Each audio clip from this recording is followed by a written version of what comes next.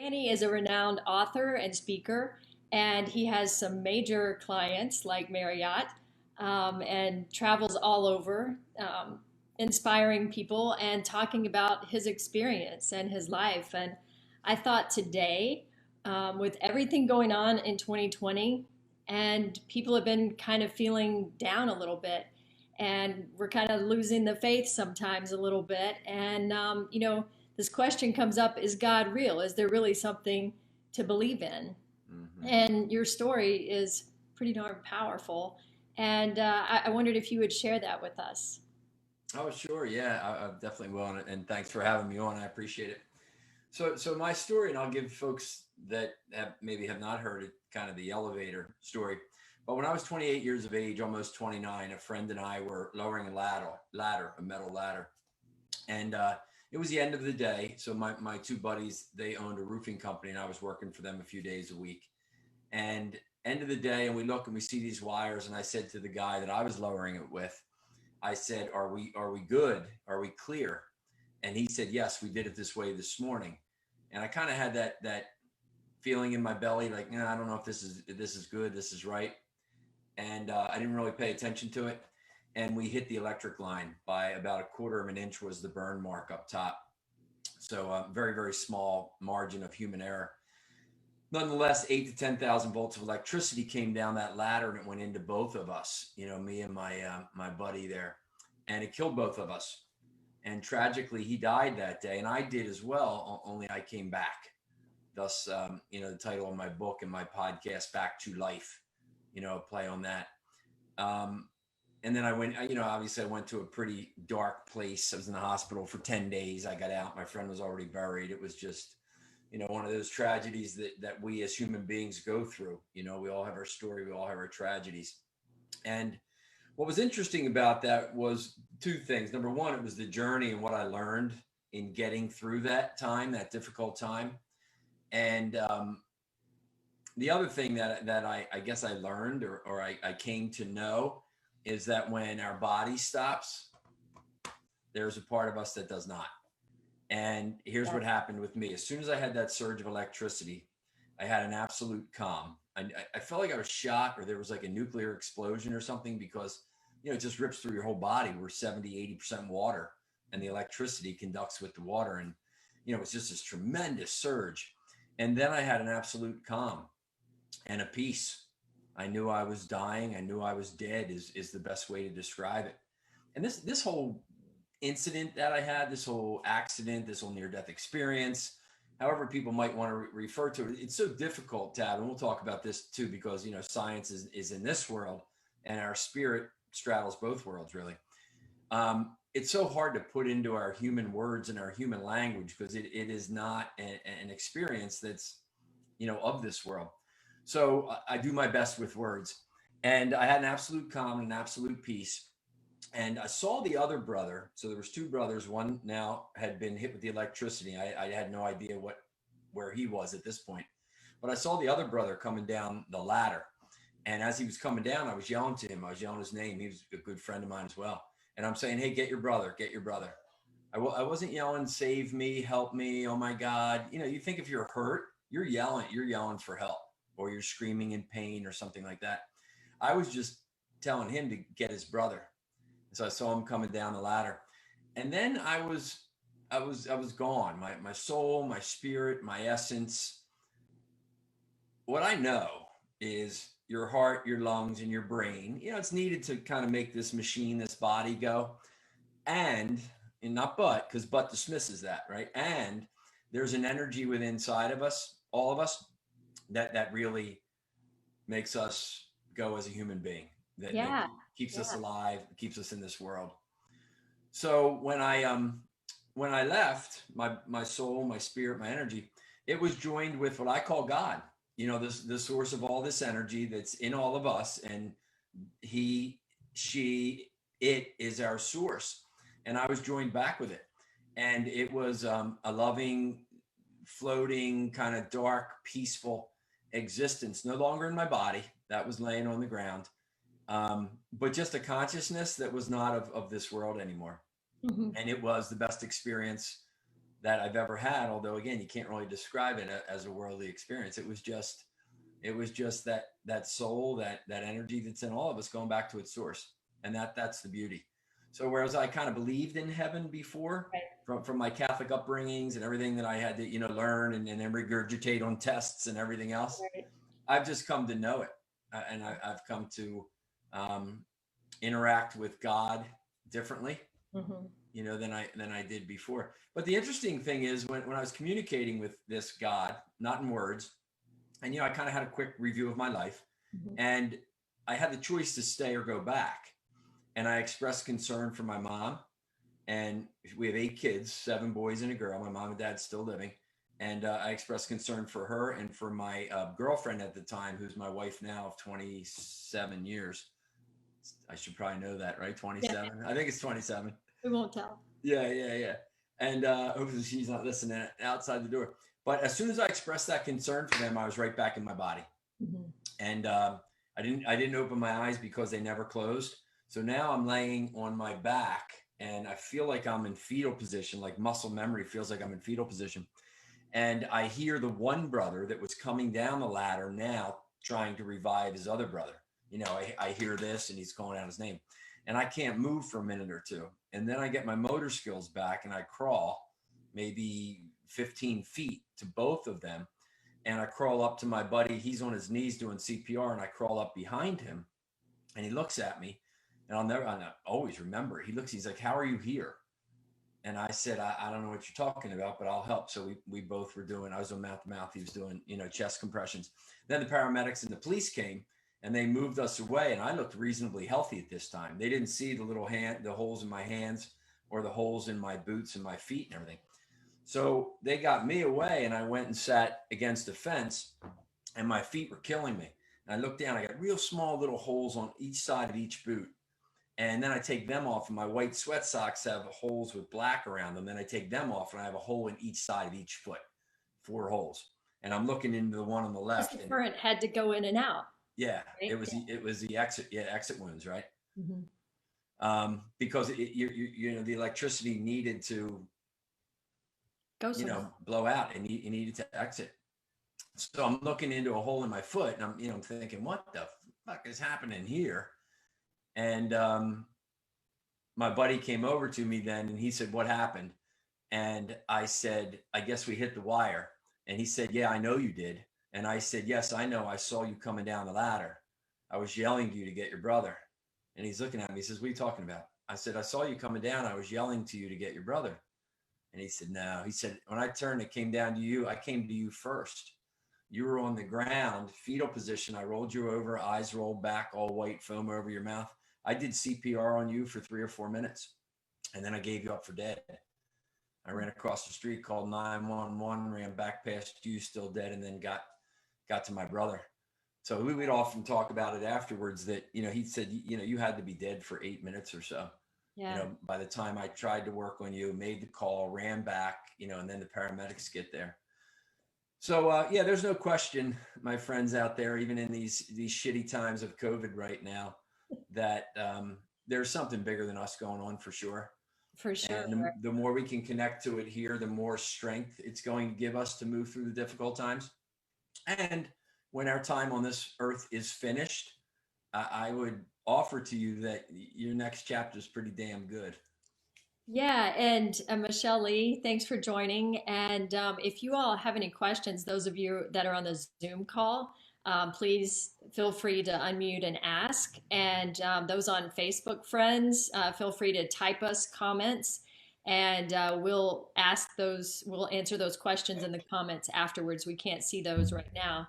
But I'm curious because the book that I wrote about in my studies are from an energy perspective. And when you talk about what happened to you and going beyond and feeling this peace, I think about, like you said, you communicated without words. Right. And I think about that's when we're in sync or we're in vibe, with something or on the same wavelength with something. And I also think about in the Bible, the King James Version references God as the light 272 times. Mm-hmm. And Christ said, I am the light of the world. Mm-hmm. And then it says we're made in his image. Right. Now, quantum physics proves that we are all made of energy. We're just light. You Hmm. know, that's all we are.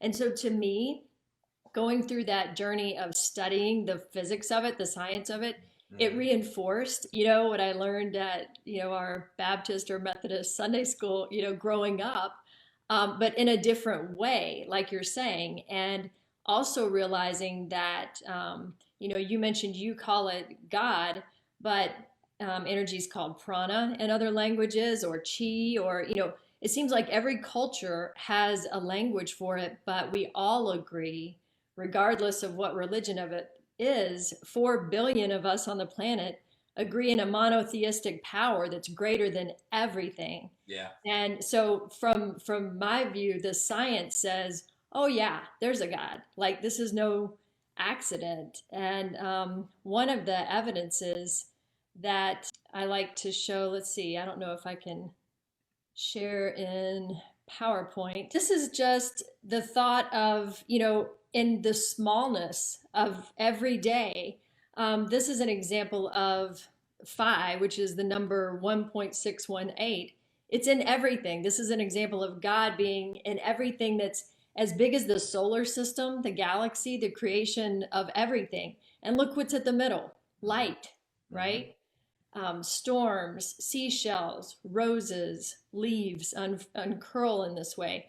Yeah. And so it's just fascinating how much evidence there is of God all around us. Hmm. And I love these death experiences and coming back to life. And with modern technology and the internet now, we're seeing, we're hearing so many more of those. And Hmm. it's, you know, it's interesting to know in person somebody that that's happened to, but it really validates what we learned about, you know, energy doesn't, it doesn't disappear. You can't make it disappear when we die. It just changes forms. I Yeah. mean, Einstein said that. We just, it changes forms, but it can't be created or destroyed.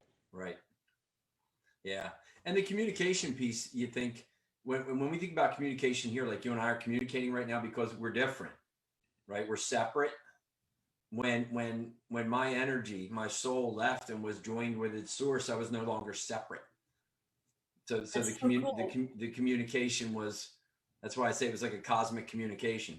Was It, that it, unconditional love? I mean, what would you describe that feeling as when you, yeah, and those words don't even do it justice. yeah. I mean, you know, if you know it, the way that I roll is my framework is Jesus, right? I believe in Jesus. I believe he was who he was. You know, he was the son of this energy. He was this energy manifested in human form, so that we could see, you know, we could hear his message, and we could see why we were here and Mhm. how we should live. You know, and the greatest of his commandments is love, right? Love one another. Yeah. Don't love if you're white or black or gay or straight or rich or poor or whatever. Just love one Just love. another. Yeah. And when we get to that, you know, I came across a pretty cool website. I think it's called Christogenesis.org. But it's all on the studies of some folks who studied Teilhard de Chardin, the Jesuit priest. And I Mhm. studied him back in college, so I'm kind of looking at him a little bit more. And it was interesting. He said, you know, one day, something like this, one day when we master the waves and the tides and gravity, and we harness the energies of love for God, Mhm. then for the second time in history, mankind will have discovered fire. True, And true. I thought, bam, That's what amazing. a way to put it, you know? Yeah, Yeah, I love that. yeah. One of the things that I was curious about, do you feel like you have any closer communication now with people who have passed on? Oh Like yeah, yeah, sometimes I still talk to my grandmother, even though she's passed on many, many years ago, yeah. and she'll send me signs, you know, a cardinal here or, you know, crazy something, you know, Oh animal. yeah.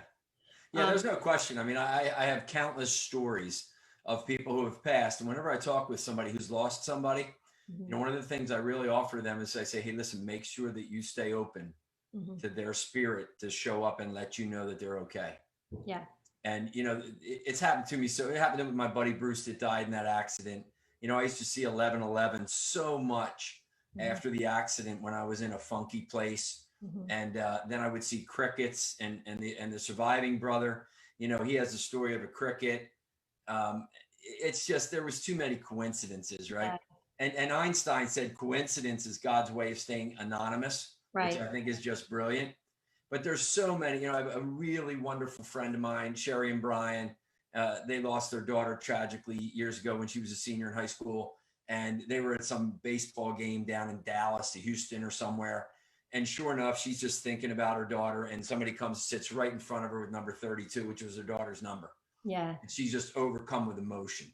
Yeah. And you're going, wait, that just doesn't happen. And what's the worst thing that happens if you believe that there is this possibility, this serendipity, this God? What's the worst thing that happens? Nothing, you Oh know? yeah, yeah. Hey, listen, I want to get back to where I was. There's no question. So I'm certainly not perfect in life, and I strive to catch those times when I'm not. Yeah. And because I believe what I experienced was really, really good. Yeah. And there's probably a less good state of that energy moving on, depending on how that energy has evolved in its life right now. Right. So is Danny Bader getting to his highest expression of love? Yeah. And I'm working on it. Certainly not there yet. Got a lot of shit I got to let go from the past, right?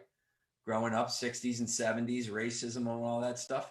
I think what we all have to do is understand that we have to continue to work on it Right. Right. rather than just point and blame and everything else. Just get up and look in the mirror to yourself and say, how can I lead today with the most love possible on this planet?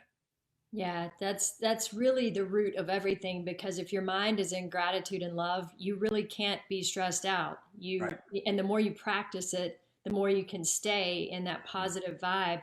Mm-hmm. There's a question I'd like to ask you, and then I would like for you to share with us about the program that you've taken online, Mm-hmm. because I think that it could help a lot of people that might be watching or might see this. And I know it's appropriate for corporate audiences as well as individuals, but Mm-hmm. I just want to address, and I don't want to be too much of a downer here, but even today, I literally was notified from my family about three more deaths. And um, a lot of us are experiencing people in our lives that are passing suddenly, unexpectedly. And it's happened always. It's just happening, it seems, at a faster rate right now. And as we're dealing with that, as people all over the world are dealing that, what advice would you give to people to help comfort them that their loved one is okay or has transitioned, or maybe a tip of, like you said, stay open to the possibility of still tuning into them. What advice would Sure. you give to people in this state today?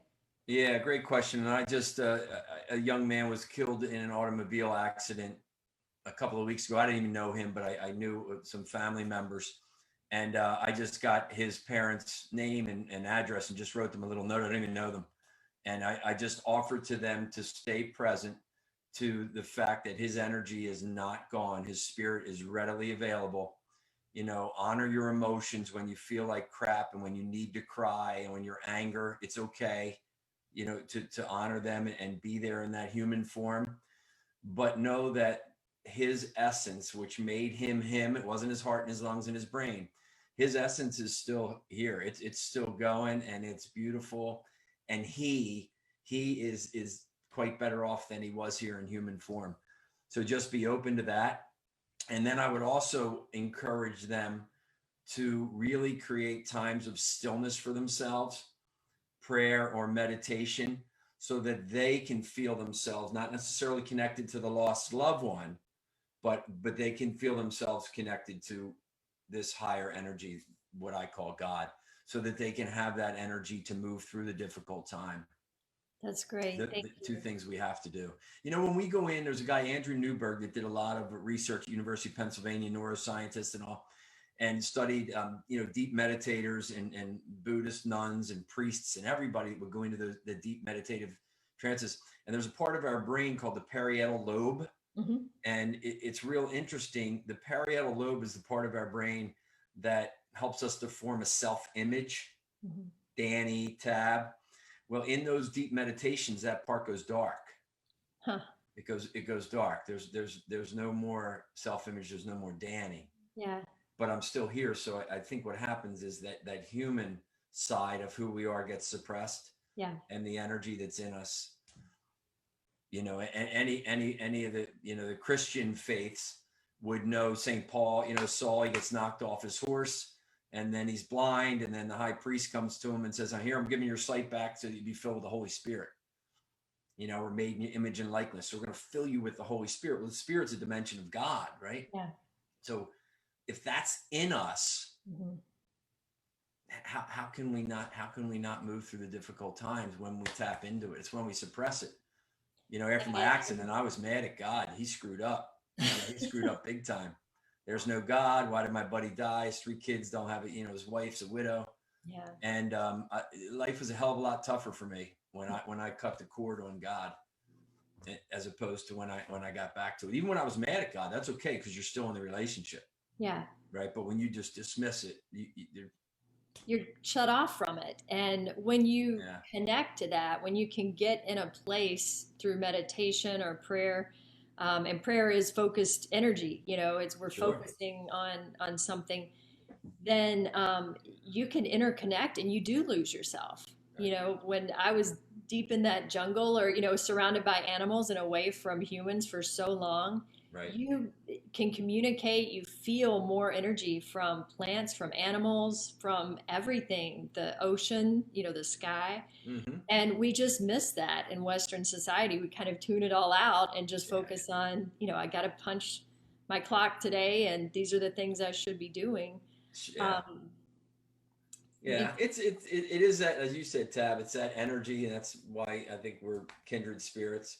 It's that energy that's available to us all the time. Star Wars, one of my famous is Yoda. He talks about the Force with Luke. It surrounds us. It's in the rocks. It's in the trees. I got it. I moved recently, but I kept some of my books, and there's one here called Star Wars Jesus, and it makes a lot of correlations between the Star Wars movies and the history and the life of Jesus. It's pretty cool.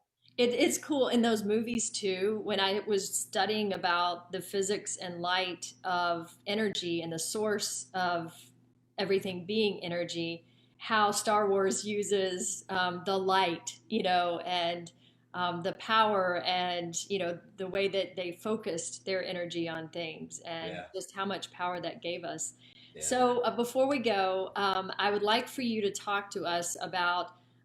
You've done some pretty highfalutin things with big conferences and working with these major companies, and you've taken what you've done and packaged it and put it in a way that people can benefit from this without going to a conference. And if they're interested in you, tell us more about what they should do. Oh, great. Thank you, Todd. So folks could check out my website, dannybader.com.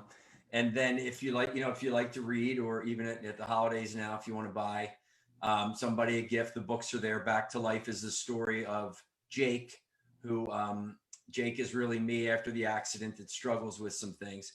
And then I Met Jesus for Miller Lite is another book about a football player who gets knocked out of the NFL with concussions, and he kind of gets lost in life, and he has some other friends that are struggling with addiction and health challenges. And then there's one, Abraham's Diner, that's just about a kind of a stressed out executive. So you could go there. We've also got our podcast, Back to Life. I think we're on episode 35 now, where I talk with people who have just overcome adversity in life. And I believe that if you listen in on some of those episodes, you'll be inspired. And then the course that you speak of, Tab, we just relaunched it in, I guess, a month or so ago, and it's called Back to Life.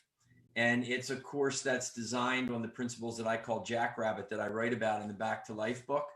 And it's really the principles that I found to be very valuable for me, to take me from a point of destruction, self-destruction, blame, guilt after that accident, some addiction and abuse of alcohol and things that got me through that. And I said, okay, what 5 principles did I find to be very, very powerful?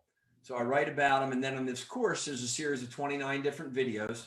So I'll take, you get into the course, there's a welcome video, and then I start to introduce the different principles. There's 5 of them that we call Jackrabbit. And then there's reflection questions and exercises for you to do. You can kind of binge on it. My social media lady is coming out with a new ad for it that says too much Netflix. Maybe you should binge on Danny or something. So, you could go through it. The videos are 3 minutes to 8 minutes. Do one a day, or you could do a bunch. And then once you have it, it's always yours. You can go back to the videos, Yeah. and the exercises are there. So I think it's a really good course. The way we designed it is to be casual, to be easy, and to allow you to observe what principles do you practice in your life Mm-hmm. that essentially produce what you have. Yeah. And that really take you from just living and maybe going through the motions and being stuck to being fully alive and engaged with life. That's the key. Awesome. So yeah, folks are digging it. I appreciate you let me talk about it for a moment. Yeah, I'm excited about it. And I love the way that you did it in shorter videos. Our Mhm. attention spans are so short now, and Yes. we're all, running between a million things. So you can listen to it while you get ready in the morning or, Sure. last thing at night, do one. So I love the format of it. Yep. Yep. It's all mobile too. So folks on their phones, younger people. I had a couple folks that have bought it as gifts over the holiday season. I think 2 or 3 I just saw recently bought for college kids. Nice. Because it's really things that you're not getting taught in the class. You kind of get from the school of hard knocks. Yeah, well, we've got plenty of those, We and do. I appreciate so much your time tonight, being with us, sharing your story. And I know you'll be checking out the comments, and any questions that people have, we'll send your way. So thanks again. It was great to see you. That sounds good, Tab. You too. And when all this is through, I'll look forward to hanging out with you guys in Nashville again. Yeah, we'll all get together when you come to town and have a toast. Sounds good. All Cheers. right. Take Thanks. care. Happy holidays, everybody. All the best as you head into next year. Happy holidays, everyone. Bye bye.